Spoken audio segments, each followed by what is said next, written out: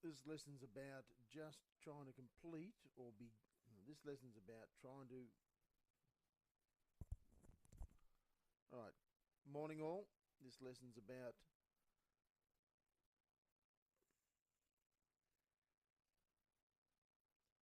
All right, morning all. This lesson's about how to use Photoshop, and we're just going to do a little tutorial for the lesson today.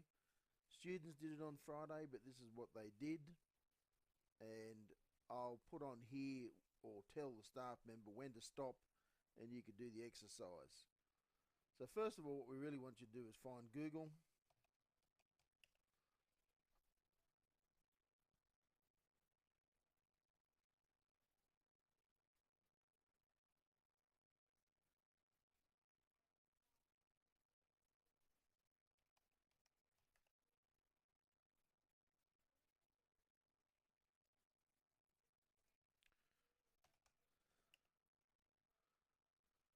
Okay, and when you type in to,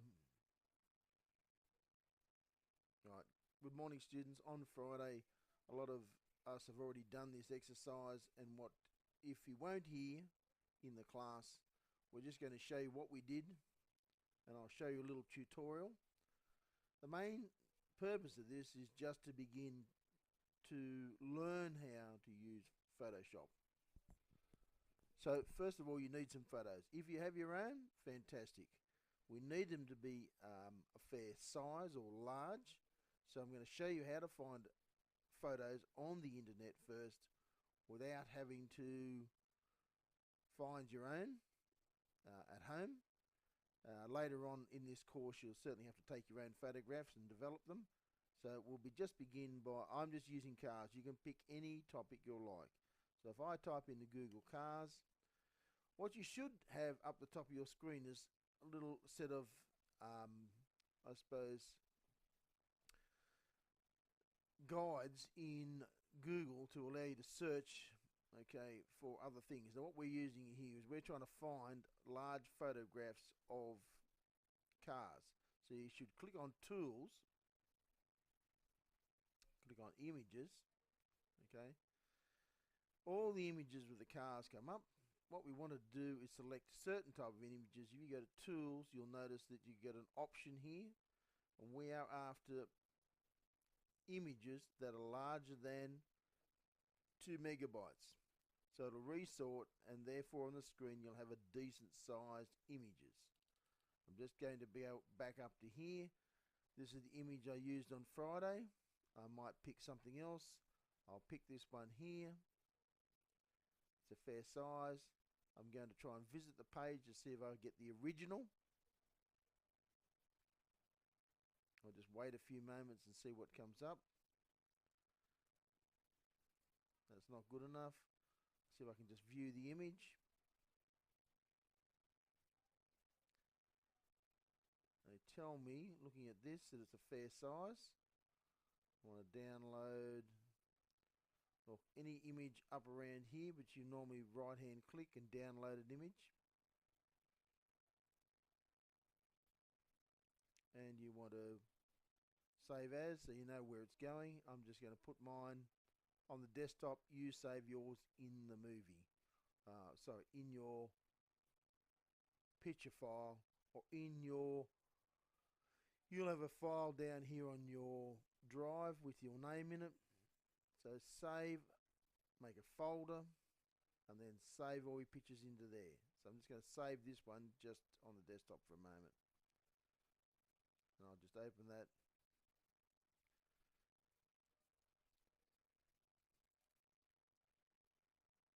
And you can see here that I've got a fairly large photograph of, I know, the cartoon character.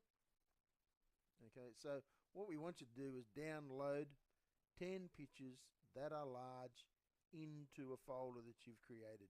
You're going to save these and edit them. So that's what you've got to do first. Okay, go ahead.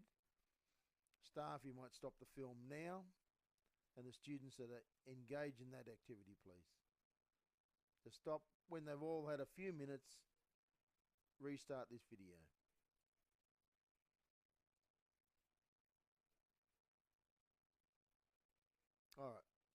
Now I'm using Windows 10, which will obviously look a little bit different than your machine, which you're using. So what I'm going to do is see if I can hop out of some of my software here. I'm using Windows 10, but if you go to your machine, you click on the right hand side, you'll find programs down here. Okay, you are to open Adobe Photoshop on your screen. You'll have version 2015. I have the latest. It won't make any difference. So open Photoshop, and when it opens, it looks like this.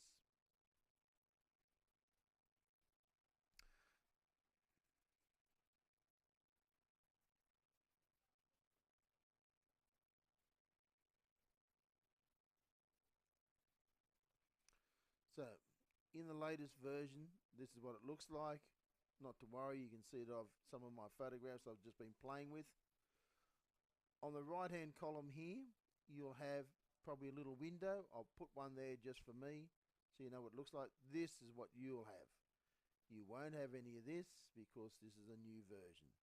So what you do first is you go File, Open, go out and get your picture from your file, open it up, and what you'll get is this.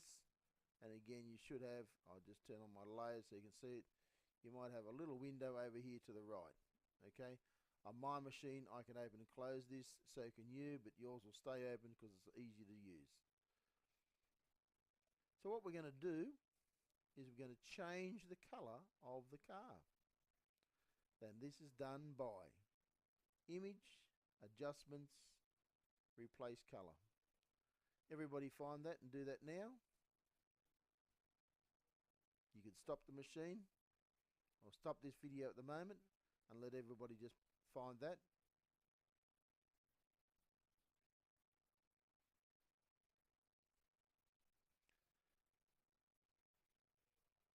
Right, once the video started again, so click on this and you'll get on your screen a little image that comes up like that. See if you can move it to the side just so you can see the car behind.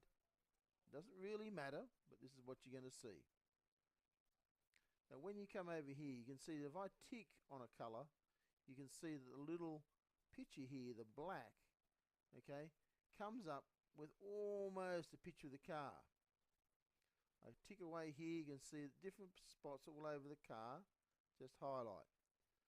This is what they call, it's only picking up what they call a small fuzziness, this thing here.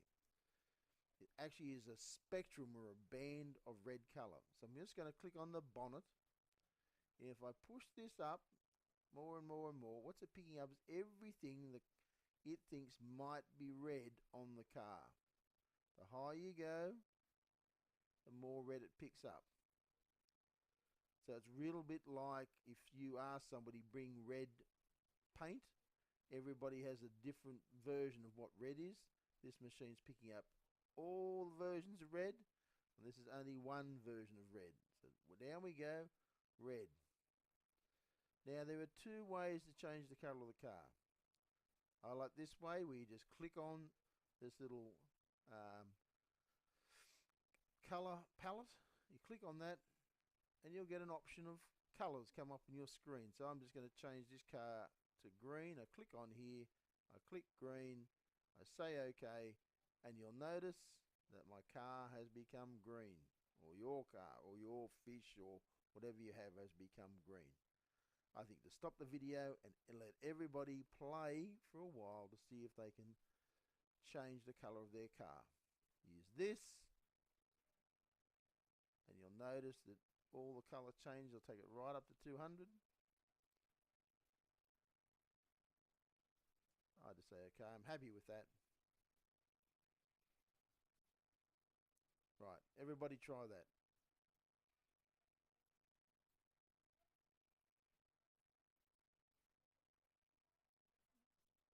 Okay, now that you've come back, I want you to save it.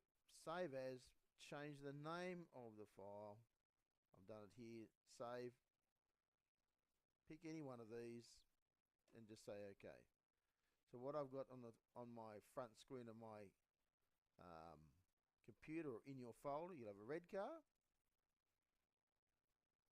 and you should have a green car. There you go. So I'll open up Photoshop again. Okay, so that's one tool you could use. I think you should play with trying to change all the images you can using change color. The next one, and remember your palette look a little bit different than me. If staff want to just let students do this, I'll just do the second tutorial. Now the second one is you're going to clone something. So I'm going to use my car. You can use any picture. You can open it up. If you click on this tool, what it does is it copies everything on the screen to somewhere else. So what I'm going to do is hold your finger on the Alt button, the ALT buttons on the bottom left of your keyboard. Hold that down. Put your target over some spot on your image. Now I'll pick the eyes. It's the best one for me. And then right click on the mouse just once. Take your finger off the Alt button, and now you'll notice that you can actually copy the eyes of the car. In fact, you can copy the whole car here. Now maybe that's a good way of trying to show you how to copy one thing to another. And there you go. Now that tool is really not for copying one card to the other. It is for fixing things or damaged things on your pictures. You can repeat that. I'll do that again. You find your spot you want to copy. Yeah, put your finger on the Alt button. You right hand click on, I should say left hand click on the mouse. And now you can copy that. And you'll get better and better at it over time. There are a few key things I showed the other students, okay, and just let me talk about them. One is what they call the flow. That's how heavy it copies. The other one is what they call the opacity. It's how much you can see through. So if I turn the opacity down, you'll notice although I'm painting, it's very soft. So I'm still copying the original, but it's only 6% of the original. And you can keep going and eventually you'll get to 100 by rubbing it. But sometimes you only want to copy a soft part of the image. If you right hand click on your tool, you'll see lots of options, changing the size and changing the size of the brush. That's fairly obvious how big it gets. The hardness refers to these images here, where this is a very solid edge and this is a very soft edge. You can pick between the two. 100% hardness, you get 100% edge. You can almost see if I turn this one up. 100% edge. See, the edge of this is very hard. That's not always good. Turn it down to 0% and you get a softer edge, that little fuzzy edge, and it's better for painting. Alright, 10 images by probably, well, see how you go, as many as you can get. Save them up, practice. This is what we're all about, trying to learn a new tool. You can play with the others, it's fine, they're very similar, especially these right hand click and changing the options. This is how we learn to do Photoshop. Thank you.